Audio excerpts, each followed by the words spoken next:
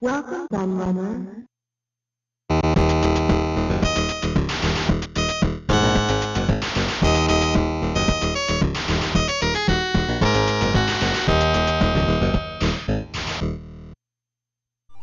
Upgrading your PC certainly isn't something that's unique to the consumers of today.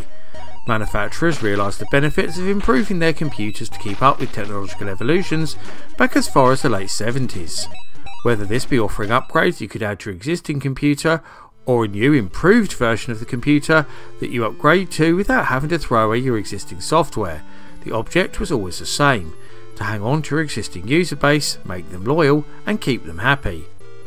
But this upgrade route didn't always work out as planned, because sometimes the introduction of new hardware and new versions of the system ROM would cause crippling compatibility problems, or sometimes the new hardware just wouldn't offer the advancements that people wanted, causing them to look elsewhere.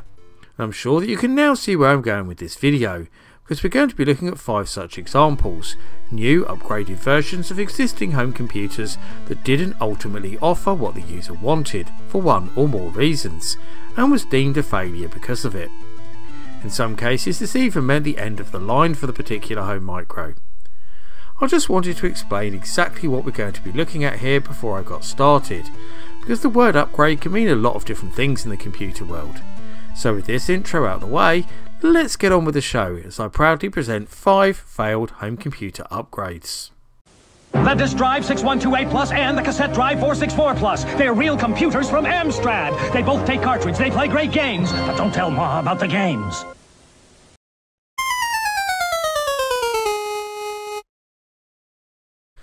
Let's start off this video in 1990, as Amstrad head honcho Alan Sugar is watching his already pretty fragile home computer market share being almost completely decimated by the arrival of new home consoles and handhelds like the Sega Mega Drive and Nintendo Game Boy, as well as comparatively priced 16-bit computer models like the Atari 520 ST and Commodore Amiga 500. The budget market in the UK and Europe was already being happily occupied by his own ZX Spectrum computers, and so he needed to find a new way to keep his slice of the pie, and he had to do it quickly. Rumours of an upgraded Amstrad CPC had been circulating for some time in the press already, and in the summer of 1990 the company announced that the new CPC Plus range would debut just in time for Christmas. But not only would this feature upgraded versions of both the tape-based CPC 464 and disc-based CPC 6128, which would be easily identifiable by a + sign on the end of the name, it would also include a new 8-bit cartridge-based games console called the Amstrad GX 4002, designed to compete with the Sega Master System, Atari 7800 and Nintendo NES. All 3 systems were designed around the exact same technology, which was an enhanced version of the existing CPC hardware that featured a much larger colour palette, hardware scrolling, hardware sprites and stereo sound. This announcement was met by a pretty lukewarm reception, with many people feeling a minor upgrade to the creaking 8-bit technology was not enough, especially as it was based around the exact same 4MHz Zilog Z80 CPU. Amstrad owners were expecting a genuine 16-bit upgrade to compete with the Amiga and Atari ST. Indeed, the latter of those had already replaced the CPC as the home computer format of choice in France, where Amstrad had previously been the market leader. People also questioned the decision to create a console, not seeing a way that Amstrad could compete with the financial might of Japanese giants like Sega and Nintendo. Amstrad promised these new machines would be supported by a huge range of arcade quality games, which would include upgrades of popular CPC titles as well as new games too. They had signed up a raft of leading publishers including the likes of Ocean Software, Domark, Titus, Ubisoft and Laura Seals to create cartridge based games, which would also be compatible with the CPC Plus computers thanks to the addition of a cartridge slot. However, when the new machines arrived on the market, it was soon discovered that the vast majority of the 20-odd so-called new titles on offer were simply the same existing CPC games, repackaged in a more expensive cartridge format with no improvements at all. Why would people pay £25 for a game and cartridge that could already be bought on tape for just under £3? It was reported that Amstrad had allocated a marketing budget of £20 million to push this new range across Western Europe, with the US launch to come in the following year. but this was said to be around a tenth of the budgets proposed at rivals like Sega and Nintendo, giving the new GX4000 console and its computer-based siblings no chance of competing. Amstrad's fortunes were not helped by ridiculous quotes, such as this one by designer Cliff Lawson, who stated that the GX4000 and CPC Plus were at least as good as the SNES, which was just laughable. Within a matter of months, both the GX4000 and CPC Plus range were being heavily discounted by retailers, and all of Amstrad's own adverts and marketing seemed to have been radically adjusted to push the new games-focused PC compatibles instead. The whole of the CPC Plus range was discontinued just a year later, with much embarrassment for Amstrad, especially as they kept the CPC's long-term rival and technologically inferior ZX Spectrum on the market for a further year.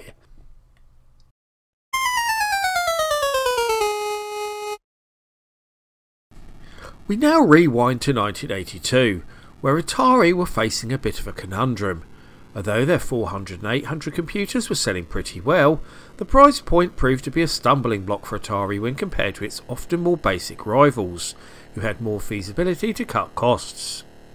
Both computers were very expensive to manufacture, and Atari soon realised that they needed to come up with a cheaper solution if they were going to compete with new low-cost but similarly spec'd machines that were arriving on the market like the Commodore 64, Texas Instruments TI-99-4A and Tandy Color Computer. After throwing around a number of different ideas, Atari's eventual answer to this conundrum was the monstrous 1200 XL, a new 64K computer that was notable for its rather expansive design. This seemingly impressive computer featured a revised ROM that included a self-test, function keys and extra connectors. It also moved the cartridge port from the top to the side of the machine to give it a more serious, less games-focused look.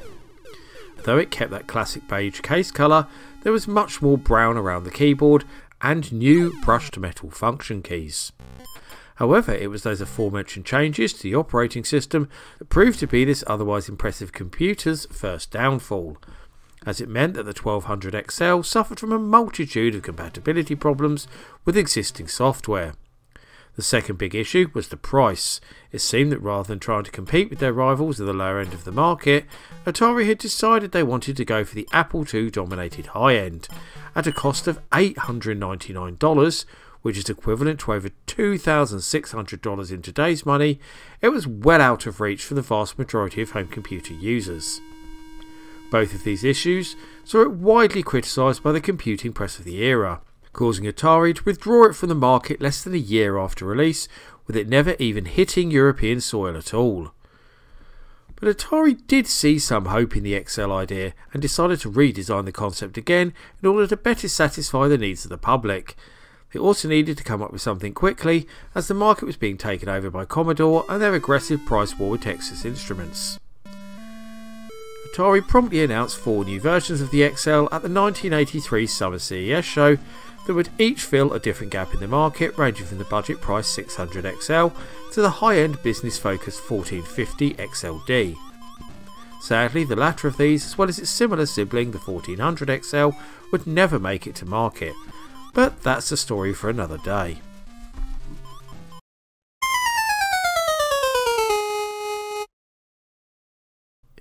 The huge success of the MSX standard, particularly in its homeland of Japan, meant that the computer was upgraded numerous times, most notably in the form of the MSX2 and the even more enhanced MSX2 Plus, that added things like new high colour graphics modes, hardware scrolling and improved audio. But not so many people are aware of the third and final upgrade to the MSX hardware in the form of the MSX Turbo R, which was released in 1990 in Japan only, unlike the previous models. As all the more hardcore MSX fans out there will know, the Turbo R was actually the replacement for a planned MSX3, which was originally scheduled to be released in 1990, the same year this model arrived. But delays in the development of its Yamaha-designed VDP caused it to miss its production deadline several times, and it was eventually cancelled completely due to the declining popularity of the MSX range in its homeland.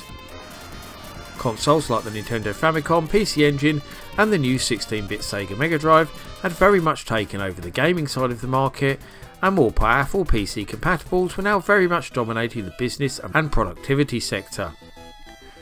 The more advanced Turbo R computer was actually developed solely by Panasonic, rather than the original creators of the MSX standard in Microsoft and ASCII Corporation. By this time, Panasonic was the only company left producing MSX hardware, and so had complete control over the computer's design.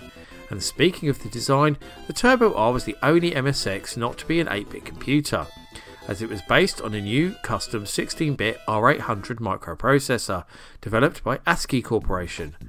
The CPU was originally intended for the MSX3 and was partnered by the good old Zilog Z80 as a co-processor, which also gave the Turbo R full backwards compatibility with the existing MSX range.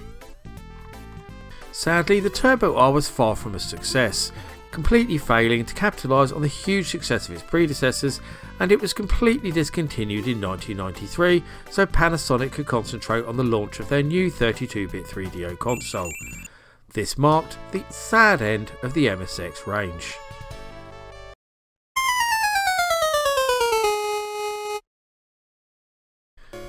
When the Commodore 64 was launched in 1982, it was somewhat unusual in that it was a standalone model, when most of Commodore's rivals were offering multiple different models within the same range to suit different price points and specifications. It was always envisaged that the company would eventually offer higher spec machines, but nobody thought it would take them 3 years to do so.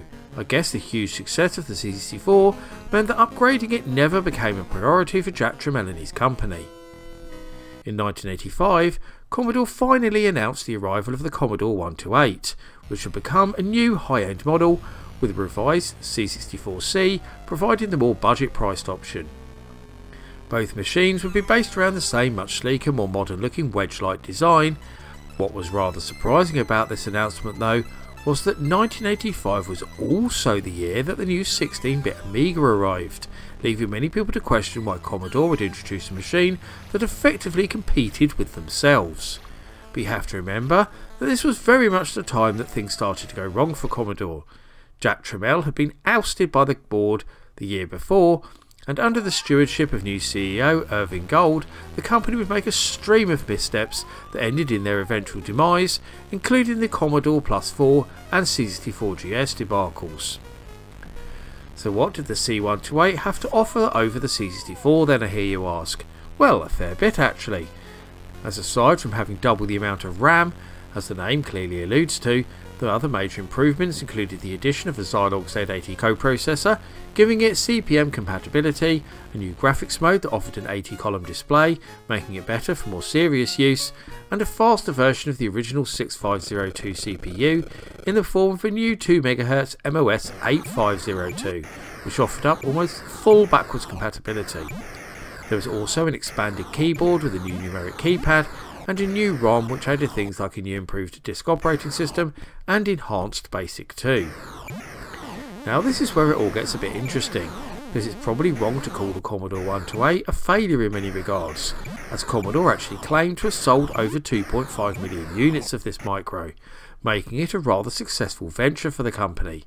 But in the eyes of the C64's loyal user base, it very much fits this tag, and for one very key reason: it was never really exploited or supported as it should have been. By the time the C128 came out, the C64 had such a huge user base that software companies were happy to keep supporting the base hardware, with only a few offering C128 enhancements such as faster disk access or 80-column modes in text adventures. In fact, aside from a few business-focused packages, there was very little software designed specifically for the Commodore 128. In fact, Commodore even enhanced the C128 further by adding the new C128D to the range just under a year later, which shared a very similar case design to the new Amiga 1000. The biggest improvement with this model was the built-in disk drive. So was the Commodore 128 actually a success or a failure? I'm sure there'll be plenty of arguments over this one and its inclusion down there in the comments, so I look forward to reading what you have to say.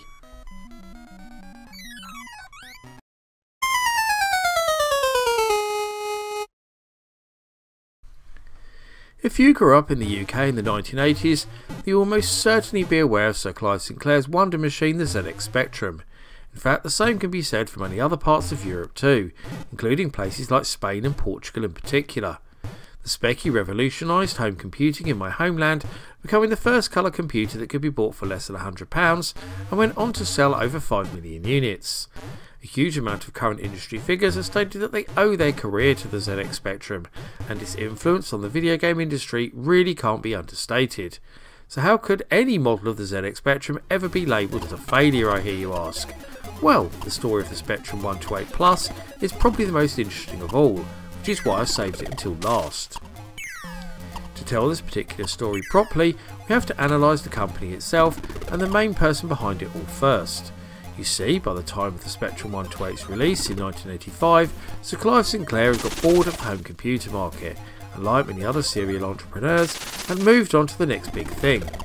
For him, that was electric cars, which probably sounds way ahead of its time, as they had only just come to the fore in more recent years. And yes, it was, and that was the problem. Sir Clive planned a whole range of different cars, starting with the C5, which would be followed by the C10 and the C15. All three had sleek designs by legendary sports car manufacturer Lotus and would be built by the new Sinclair Vehicles division. Unfortunately, despite a lot of hype, the C5 soon turned into a national joke. Launched in May 1985, just 3 months later it was revealed that out of 14,000 C5s made, only 5,000 had been sold, with the price reduced by 90% in a desperate attempt to sell them. This disaster put Sinclair Vehicles into receivership and left Britain's most prominent entrepreneur looking pretty stupid in the process. What was even more stupid was that Sir Clive had been borrowing money from Sinclair Research to pop up Sinclair Vehicles, and that left the company with no funds to develop the long-mooted successor to the ZX Spectrum. Thankfully, they were saved from further embarrassment by their Spanish partner, Investronica, who offered to help with subsidising the new model. The reason for this was a new rule brought in by the Spanish government that put higher taxes on computers that were 64K or under. This was the same reason Amstrad sold a CPC 472 in Spain that added an extra 8K of unused RAM.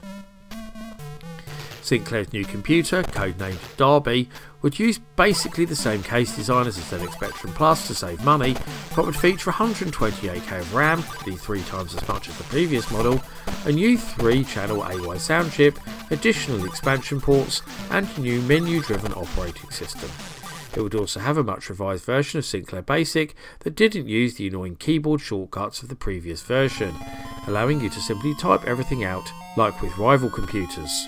Unfortunately, the reuse of the old Spectrum Plus case caused the machine to overheat, so a huge metal heatsink was added to the right hand side, and this is where the toast rack nickname for the Spectrum 128 comes from.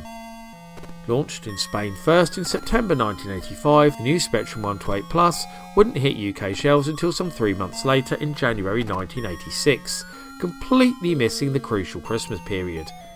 This also had a huge knock-on effect for the existing Spectrum Plus model, which many retailers had already bought in huge quantities, anticipating high sales.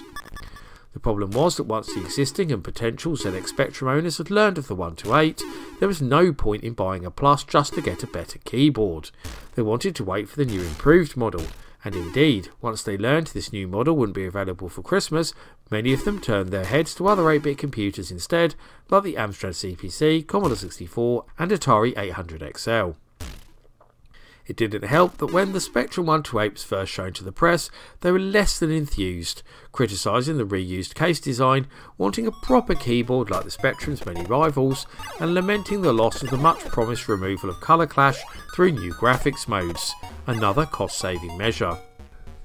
The new sound chip and extra RAM was nice to have, but the Spectrum 128 offered absolutely nothing over its rivals, and had very little software to take advantage of the new features anyway, although this would eventually come.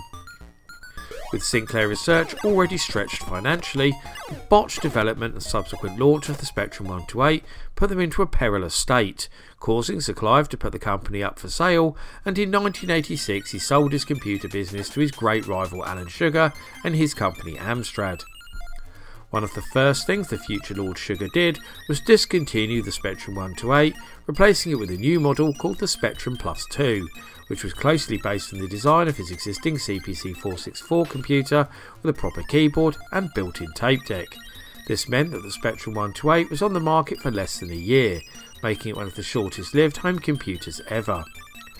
However, this has now made them very rare and highly sought after by hardcore Sinclair collectors, with good condition examples now changing hands for around £400 to £500 online.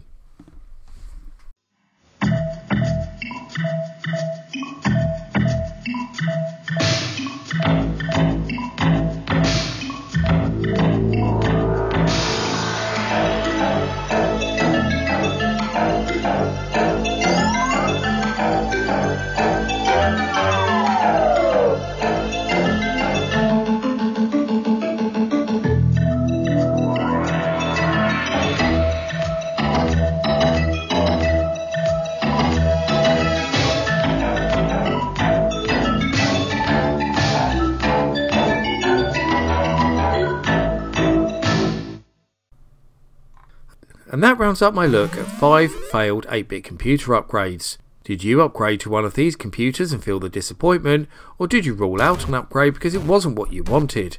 I always love to hear the thoughts and views of my audience, so please get typing in that comments section. Before I go though, I must thank all of my loyal patrons to continue to support my channel and make videos like this possible. However, I must give special thanks to following patrons and YouTube backers in particular for their much appreciated pledges: Paul Daniel, Mins, Dos Gamerman, Luke MC, Carl Olsen, Seth Robinson, Grady Haynes, Mark Strickland, Climatorn, Trogdor the Burninator, Daniel Skoronsky, Ben P. Stein, Tabby Kitsune, Alan J. Dodds and Electron Star Collapse. If you also want to help support all my creative endeavours, including this YouTube channel, then please go and check out my Patreon right now. You can get access to host extra content, including downloads, exclusive videos, creative insights and much more besides. I've been the Laird, I thank you for watching, and I'll see you all again for another video very soon.